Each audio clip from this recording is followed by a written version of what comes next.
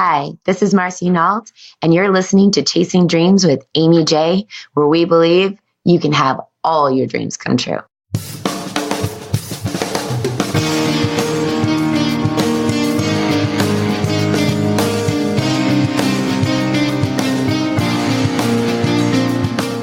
Welcome to Chasing Dreams podcast with Amy J. Amy believes that realizing a life without regrets is achieved by taking chances, chasing your dreams, making moves, and overcoming your doubts. The Chasing Dreams podcast will help you overcome life's obstacles, believe in your potential, and inspire you to face your fears. And now here's the woman who is passionately pursuing her dreams, Amy J. Hey, Dream Chasers, this is Amy J, and thank you so much for tuning in to episode 148 of Chasing Dreams. Guys, today's episode is sponsored by our Patreon campaign supporters, who I am forever grateful for. Thanks to all of you for your support. For more information on our Patreon campaign, and or if you'd like to donate $1 a month to help keep the show going, you can learn more at amyj21.com/Patreon. Guys, I would like you to meet today's guest, Marci Nault. Her enthusiasm, passion for fun, and her get-it-done attitude, no matter the situation, can be best described as what would happen if Marie Forleo and Tony Robbins partnered on The Amazing Race. Here's just a little bit of what she has accomplished in the last 6 years. She's one of the only people in the world to complete her entire bucket list of 101 dreams come true, all on a barista's budget while increasing her net worth. Yeah, that's right, 101. She's the published author of The Lake House. She's built and sold 2 companies. She's a real estate investor, and she's been featured on the Huffington Post, CBS, ABC, Amped Radio, NPR, and more. She has done so much, and that's just a taste of it. And she has been so kind to take some time out of her busy day to come on the show and share all about her journey. You guys are going to love it. We had so much fun, and we just really connected as 2 dream chasers, understanding what it is and why it's important. And so check it out. Hey, Marci, welcome to the show. Thanks for having me. I'm so excited to be here. You know, when I heard about you and learned a little bit about what you're doing, author, someone who has completed 101 dreams, and it just kept going. I was like, okay, she has to be on the show. How can she not? You're the epitome of a dream chaser. Definitely. My whole life revolves around living life, going from one magnificent dream to the next. And it's an incredible way to live. And this all began when your brother, who is now okay, was in a coma? Yeah. So my brother was always my superhero. I was kind of a shy kid and a little bit of a mama's girl. And he was the one that brought me rock climbing and brought me hiking and, you know, kind of brought me out of my shell. And later on in life, he was perfectly fine one day at the gym playing sports, and 2 days later he had the flu. 4 days later he's being life flighted, he had MRSA. And so MRSA is penicillin-resistant staph, and it was in his heart, and it had eaten through a quarter of his heart, and it had sent out spores everywhere. And if you know anything about MRSA, the part that is the host has to be cut out of the body.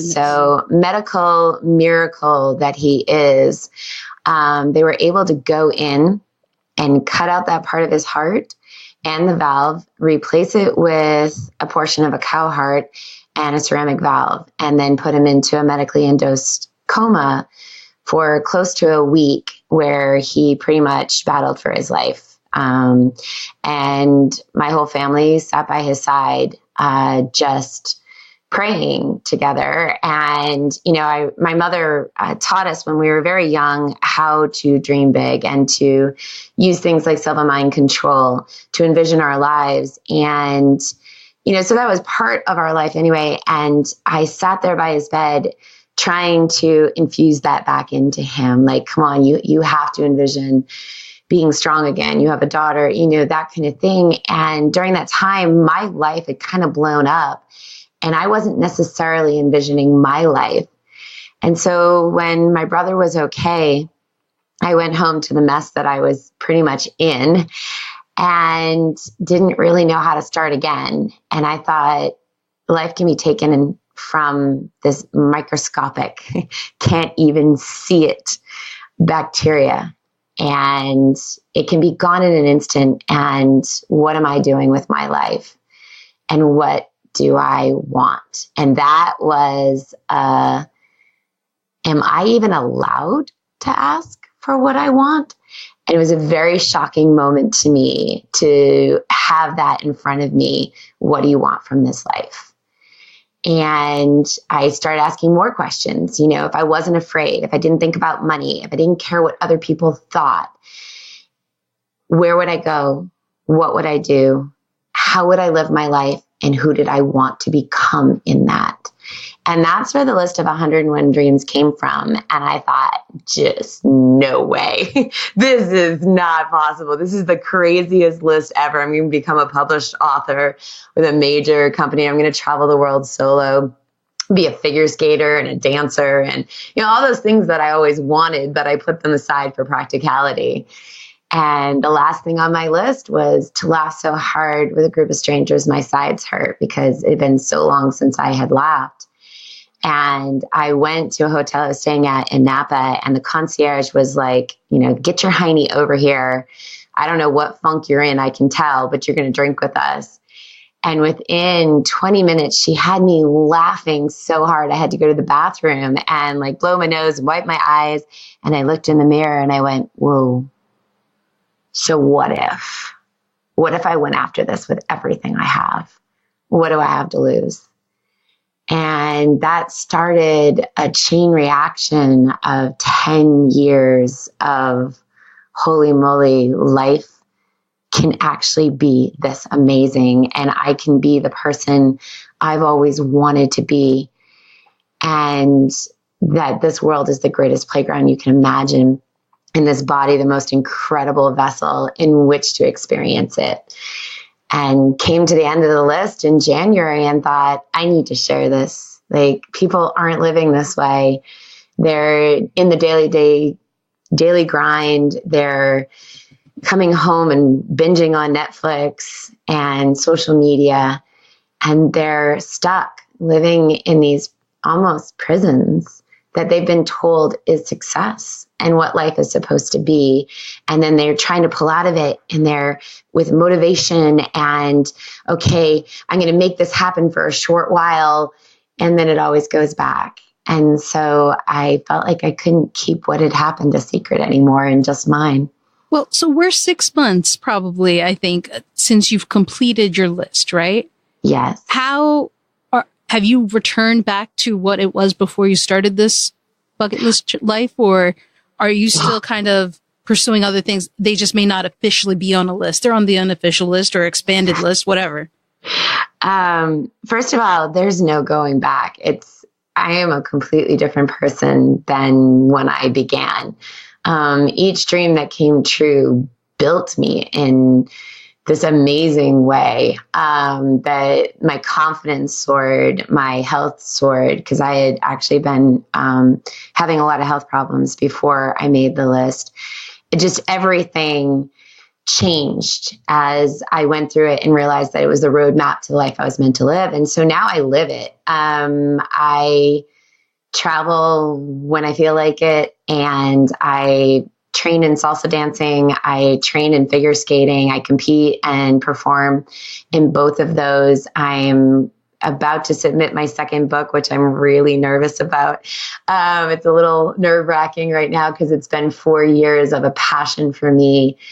And I get to live every single day as my bucket list life. I now know how to extend that. And so, yes, there's another list. It's always adding. There's always more that I want. It's like I just really got into surfing. It was on my list, and I had done it a couple of times, but I never found a really great instructor until I went to Mexico for my birthday. And so now I'm buying a surfboard, but it's also, I try to explain it to people that a bucket list life isn't about checking something off. it's about infusing your dreams almost into your cells so that when you're looking at life, when you're exploring it and experiencing it, you're allowing this magnificence to constantly come to you.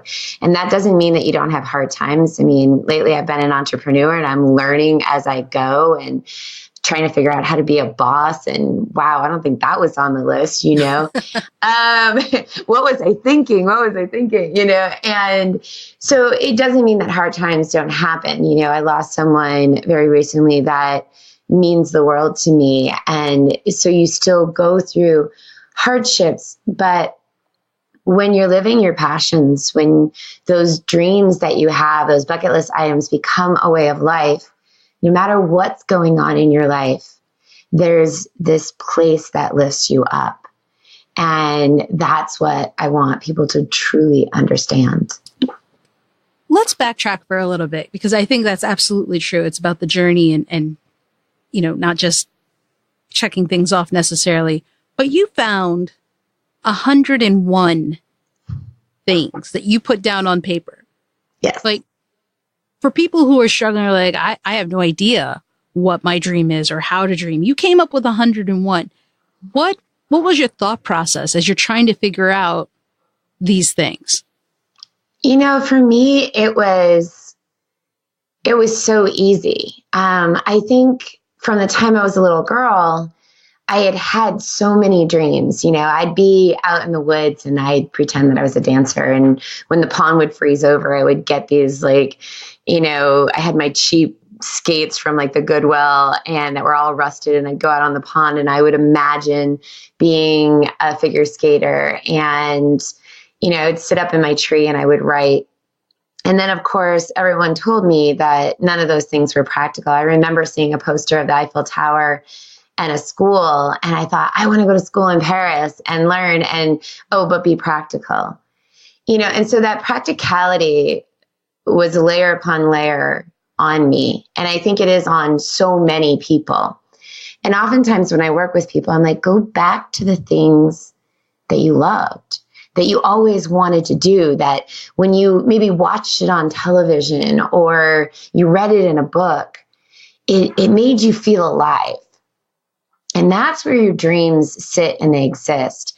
And people think about my list and they're like, wow, I couldn't come up with all those things. But some of those things were very simple, or what people think are simple, but yet they were harder. To trust in a higher power always. I think I get that about 50% of the time, it's like, no, let me handle everything, and then to really experience lust. And I don't just mean that in a physical sense with someone else, but a lust for life. And when you put those things on the list, to communicate without need or expectation, now you're not just talking about how to check things off, but the person that you want to become, not for anyone else, but for yourself.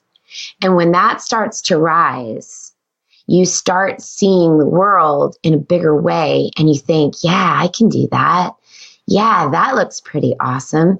And it's not about adrenaline junkie stuff. Now, I'm an adrenaline junkie. And yes, I could see from the list. Yeah, no, I absolutely. But I'm also, let me sit on a beach and read really great books. Now, I wish I could tell you I was reading the greats when I did that, but in actuality, I was reading the Twilight series, kind of embarrassing, but it was fun. Hey, to each their own.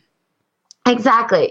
And so people think it has to be these big things. And you start with the small. You start with, I want to experience life deeper. I want to really enjoy pleasure, whatever that means, whether it's now we're a fast food society and we throw down food as we're looking at our phones. I was out to this beautiful dinner the other night and I just wanted to experience it. And my friends kept picking up their phones and I'm like, we're paying how much money for this meal? And you keep checking Facebook. Like, what's going on here? And so people aren't present. And so when you really say, this is what I want, and I'm going to be present with it, you're going to be shocked at what all these deep desires inside of you are that just kind of flood to the surface over time. And people don't trust that because they're so used to putting things away. Yeah, I think the phone thing is huge in the sense that, when people are at a concert, like recently, James Corden just did carpool karaoke with Sir Paul McCartney, right? Mm-hmm. And he did that impromptu concert. And all I could see were people with phones in their hand. I'm like, this is Sir Paul McCartney of the Beatles in a random, once in a lifetime concert. And you're looking at it through this small screen, blocking other people. And are you truly enjoying this moment? And it baffled my mind because I see it all the time. People have actually forgotten how to go inside. They've forgotten how to actually enjoy life and one another. And, it's a sad part of our society because the addiction to our screens is so massive. And, when I started my list, I really fought having a smartphone. I mean, they weren't even out at that point, but I wouldn't even text. And it would bother people. I'm like, do you know how long it takes to send a text message? I'll send you a voicemail and it's fine. And so the more I got into my phone, the more time I realized I was losing. And so people always say to me, well, I don't have the time and I don't have the money. And those are the two number one excuses on why people can't have their dreams. And when I say excuses, they are absolutely excuses. They are not the truth. And the first thing I say to people is, I want you to write down every single time you pick up your phone. Don't change what you do or set a timer. And then realize or look at the clock or whatever and write down when you finish how many minutes you spent. And then do it throughout like 2-3 days. And people are shocked that between television, emails, and searching social media, sometimes they're losing 4 to 5, up to 10 hours of their lives per day. And that's a really scary fact in our society. And it also means that we're not actually experiencing life. We are, like you said, taking a video of what's going on. And so the first thing I do when I work with people is I make them listen to what they're doing in their lives that are not aligning with their dreams, and they hate it. They want that addiction. They'll fight for that addiction. It's like, why? What does it give you? Just tell me and give me a real reason. If this is something that fills your heart, soul, and mind, if this is something that is on your list, that you're on your deathbed, something's happened, and you're going to be like, I am so glad I connected with people on Facebook or Instagram or Snapchat, and that was so important to me, then with all my heart, I give you the permission to spend as much time as you want. But if you're not going to say that, you need to focus on the fact that you're wasting the gift you've been given. You're also hurting your eyes. Huh? You're also hurting your eyes. Yeah, you are. And I mean, I'm guilty too. The other night I pulled in and I would love to delete Facebook from my phone, but it's how a lot of my friends communicate. And it's how my dance company communicates. And I went on just to see what the video was from our dance and to post it. And I'm in my car. Now I want to be home and in bed. It's 11:30 at night. And I found myself scrolling for 10 minutes. And I was like, what just happened to me? It's the black hole. It's an abyss. It is. And it's something that can be such a wonderful tool to connect and such a dangerous, dangerous place for us to lose our lives to. Oh, absolutely. I mean, I think all things are in moderation. Yes. Right? As anything. I've been victim of the wiki trap. You know, when you go on Wikipedia for one topic and then you just click and you're just like on the next page and the next page. And then you're like, you're searching for Star Wars. The next thing you know, you're learning more about, I don't know, Sesame Street and which ones visited Sesame Street or something. It's mind boggling. You don't even realize it. And next thing you know, it's like a half hour past. You're like, Yeah. And it's enlightening. And the thing is that I realized this when I became an author, and I went out on book tour, how much people wanted to consume me. Now they loved my book. That wasn't the problem, but they also wanted to consume me as a person. What do you mean by that? I mean, they wanted to know everything about my life. They wanted to be able to be on social media with me. They wanted to be able to see pictures. They wanted to feel like they were connecting with me. And it becomes this, that you become this personality in the world when you want to be out there. And so when I started my company, Dreams Co., and to really help people to go after their dreams and to inspire them, the number one thing that everybody comes back to me on is, you're horrible at social media.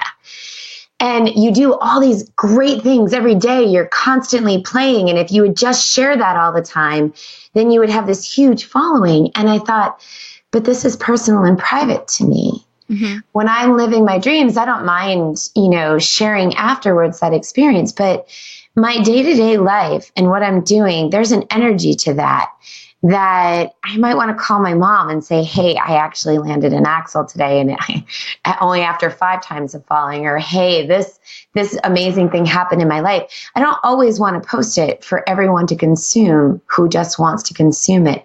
But we've become a society where we expect to just be completely open in that way and to have personalities out in the public eye.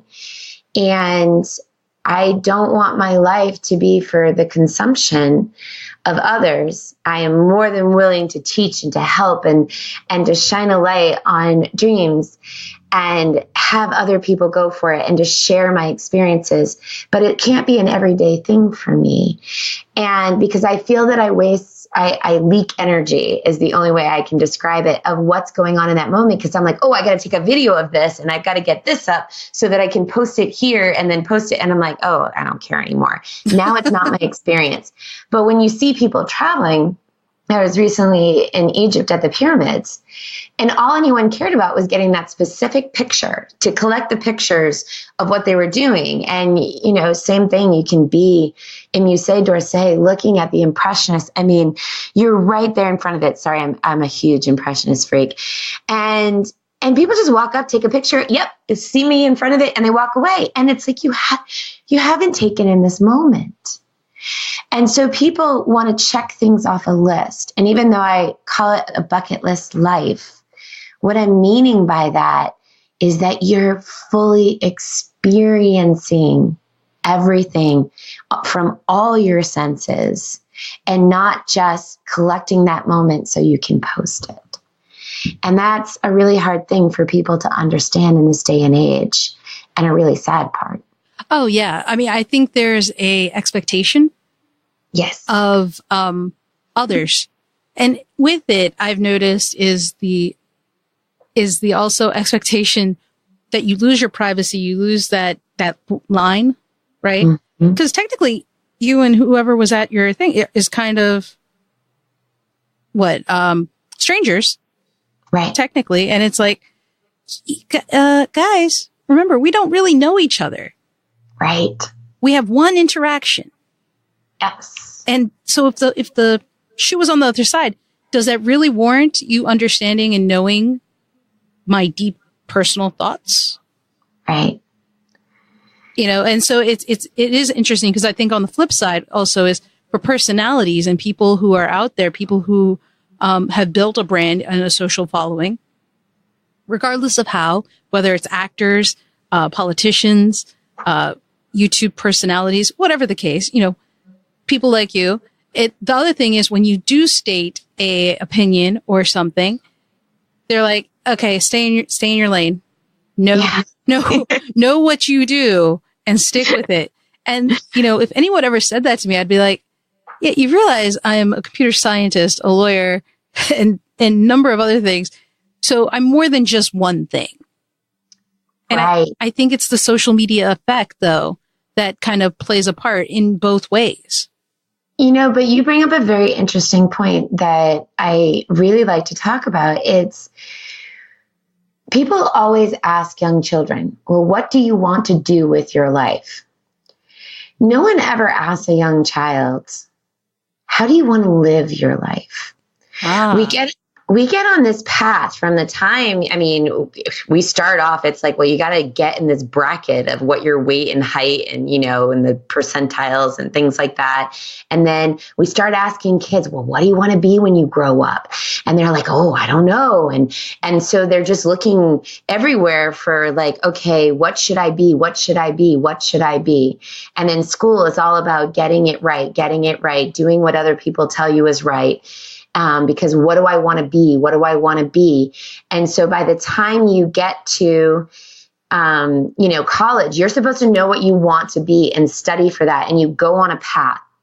And then as soon as you're done with that path, it's who are you going to love and who is going to love you? And then where are you going to live?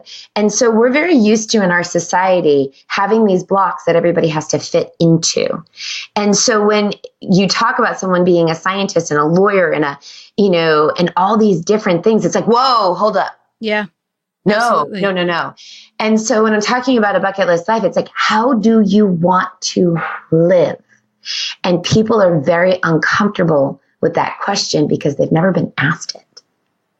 That's a good point. That's a good point. I think only now do I realize the difference of that. Yeah. And that's 30 some years later for me to understand that. It's still not too late. Absolutely not. But no, I think not even close. Right. Right. But I do think you're right. You know, if we teach at a younger age, everything's been so black and white, right? You got to do school. You got to get married. You got to do this, X, Y, and Z. This is the things we see in TV and books and magazines. This is the life people have expected for themselves. But you're right. It doesn't have to be that. We're not limited to that choice or no life. And absolutely. What if we aim earlier to teach that kind of thing? You know, and the thing too, everyone said to me when I put on my first event of people coming and just trying out everything on their bucket list. And I really aimed it towards people between the ages of, 35 and 55. And they were like, you really need to start people sooner. Because once that sets in, it's just, and I'm like, it's just computed at that point. You got to start with them younger. And I was like, okay, I'll just make it all ages. But this is the thing. So a friend of mine passed away. He was my skating partner and he passed away very, very young. And he lived like I do. And when he was about to pass away, I asked him what I could do. And he's like, I need you to live both mine and your life. He's like, I need you to keep doing what you're doing. So, from wherever I end up, I'm living vicariously through. And I want you to never talk about age again. Now that's a really easy promise to make, right? Sure. And so I never had the exploration of how we react to age and how much we're told where our limits are and what we should be by a certain age, especially women. By 35, your eggs are like drying up here, and we're proving that wrong all the time. But by 40, this, and by 30, this. And when people ask, well, how old are you? It really is them, putting you into a category of have you achieved what you should have achieved by now? And they're also, do you look good for your age or bad? But what it really is they're comparing where they're at in their lives with that. Absolutely. And so all of that. Yeah. So we need to break up with age, like instantly break up with the concept of age because it's a man-made concept. And we need to break up with the idea of that we have what do you do instead of how do you live? And ba-boom, wow, fireworks. We already have a better life. I think you're absolutely right on all counts, especially where people who ask your age are judging you against some preconceived notion. I mean, it happens all across the world. It especially happens in cultures when you don't fit the stereotypical mold that's put in front of you. And I think now we're beginning to see changes to that because people, I mean, look, I'm on a podcast. It's not typical for an Indian to be on a podcast. It's absolutely not. But I think it takes time. I think, when people ask, what's your age? You go back to the old school. Well, as young as I feel, none of your beeswax, whatever it is, because it doesn't matter. Right. one of my closest friends, and she's also my mentor, in her 40s, she was a school teacher, and her students actually dared her to write a romance novel. And she did, and she put out 3 through Harlequin. And she hated it. She thought, this is just not for me. It's very, I hate spending all that time alone. Mm-hmm. She's like, I couldn't sell 300 copies, maybe 100 of each. It was really bad, So she retired, and she wasn't sure what to do with herself. And so she started writing for fun. Well, she turned into a huge New York Times bestselling author. Her name is Leila Meacham. And so that didn't happen until her 70s. Mm-hmm. And so in a worldwide, over 1 million copies sold of her book, Roses. And she's like, it's still just a hobby for me. But I mean, she's about to put out her 5th book. And it's amazing. Yeah. And so she started a $1 million career in her 70s and thought nothing of it. And so, but people put this whole thing of, I haven't made it to this point. I haven't gotten to that point. I haven't done this. And it's like, who cares? Today's a good day to start, and maybe you haven't even become the person yet that's going to do the amazing things that you don't even know about yet. And so let your dreams guide you. Let your deepest desires guide you, And that's the thing. We push down our desires. We think what we want is what we've been told, instead of taking the time to get in touch with what we really want. So many people will say to me, well, if I was a millionaire, I'm like, okay, I did everything on a barista's budget. So let's talk about that money doesn't matter here. Let's realign things. Why do you want to be a millionaire? What is being a millionaire going to give you? I don't know. I'm supposed to become a millionaire. That's what everybody says. Yeah. Okay, let's start there. But you have to realize how much you're programmed. And we all are. It doesn't matter if I've broken away from a lot of it or some of it, or, we've all been programmed. But you get to choose a different program. And that means that you have to choose the program that's right for you, not someone else's way of doing it. And that's the hardest thing, is to start trusting yourself. And that's the thing. People, when I work with them, they're just like, okay, but tell me exactly the steps I need to take. Well, I'm showing you the road. Oh yeah, that's a big one. Mm-hmm. Yeah. I'm showing you the road to find your steps, because your life is meant to be different from mine. And they're like, but I just need, and I'm like, no, this isn't school. You're not getting graded, and it's really hard to break people out of it. And when they do, they're like, I'm so free. But it takes that time. I think you're right in that it takes time to get comfortable with the concept of, wait, what do you mean? What do you mean? Like, even people who go and become doctors, yeah, there are different doctors. Their experiences make them unique and make them unique doctors. And so in all things, one of the things for this year for me is to just be you, be yourself. Yeah. And I think you're right. The people, we're so accustomed to following a trend and a pattern and cookie cutter shapes. And to go against that is unheard of until you give them permission. You're like, you don't need permission, but if you're going to need permission, fine, I give you permission. Yes. I like that. Right? It's like, I want you to understand you don't need this, but if you have to have it because it's taking a while to get over that programming, you have it. Right. And it's baby steps, Yeah, I looked at that list of 101 dreams and thought I was insane, and now that it's like completed, there was this moment where I was sitting in Uganda. I had just seen the mountain gorillas in Uganda, and I'm overlooking the Bwindi impenetrable forest. And everyone's like, well, what did you feel at that moment? And I was like, I was so blown away. I was almost like just speechless and could feel almost nothing at that moment of like just this void of whoa. But it didn't start there. One of my dreams was to be imperfect. Now that doesn't mean that I felt that I was perfect. I just always felt that I had to be for everybody else. And so you can start there with, you know what? I'm just going to give myself permission to mess up. I'm going to give myself permission to walk this road and to be imperfect and not care what people think. And I can start there, or I can start with letting go of what everybody's telling me I should be. I don't know what I want yet, but I'm just going to let go of all the things that people told me I should be. And so when people look at my list, they get really overwhelmed.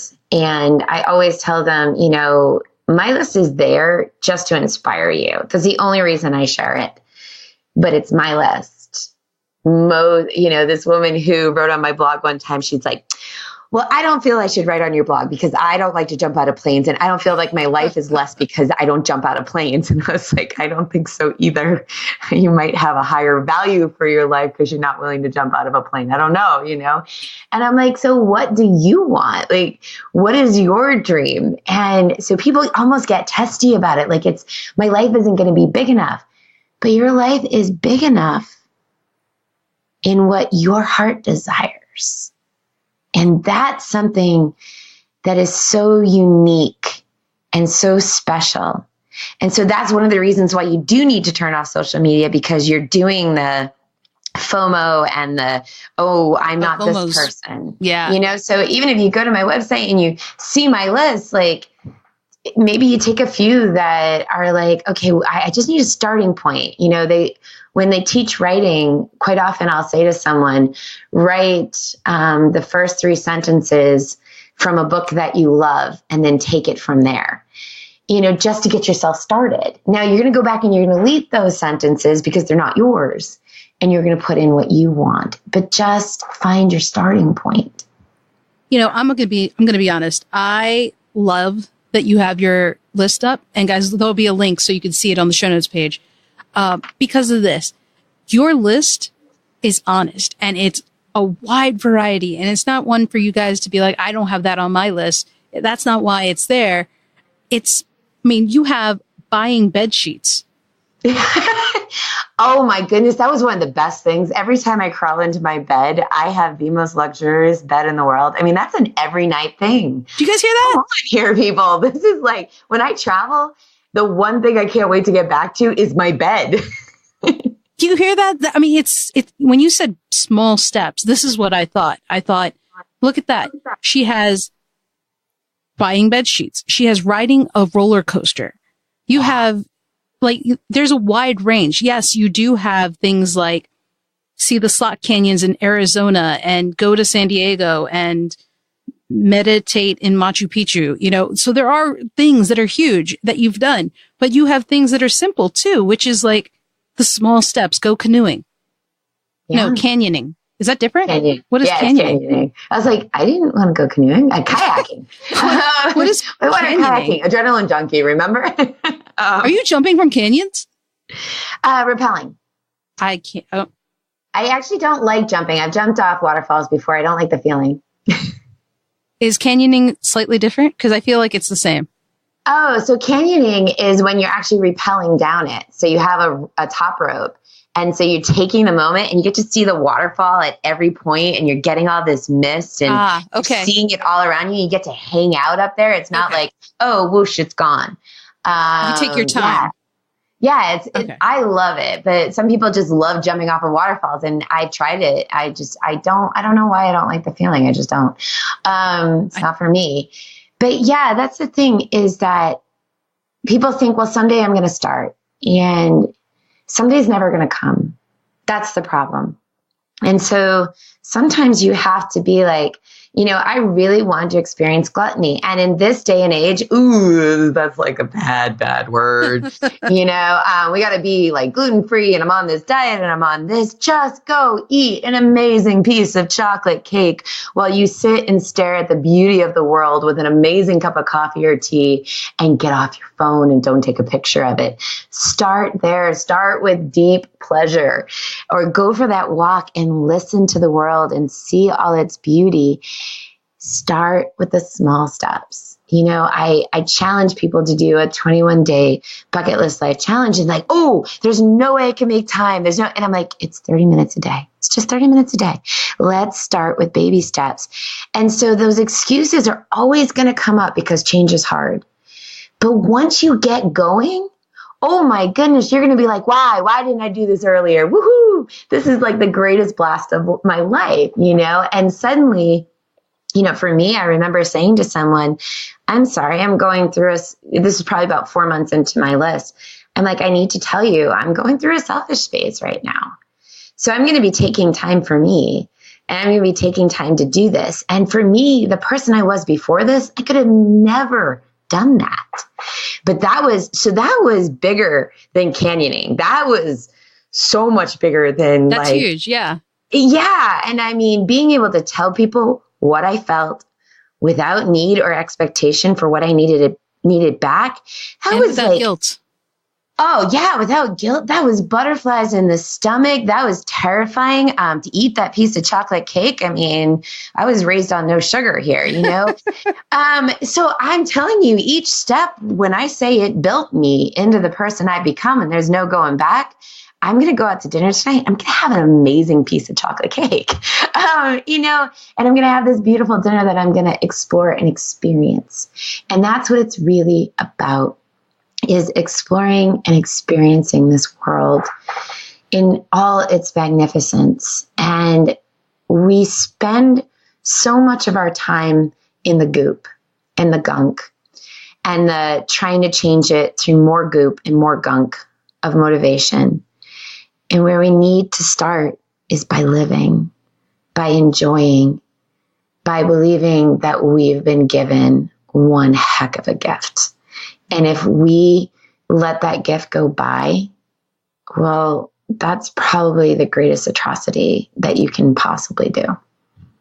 Marci, I've had nothing but an awesome time with this conversation, but as with all things, some things have to end. But before I let you go, yes. What is one thing you would tell someone today to get closer to chasing their dream?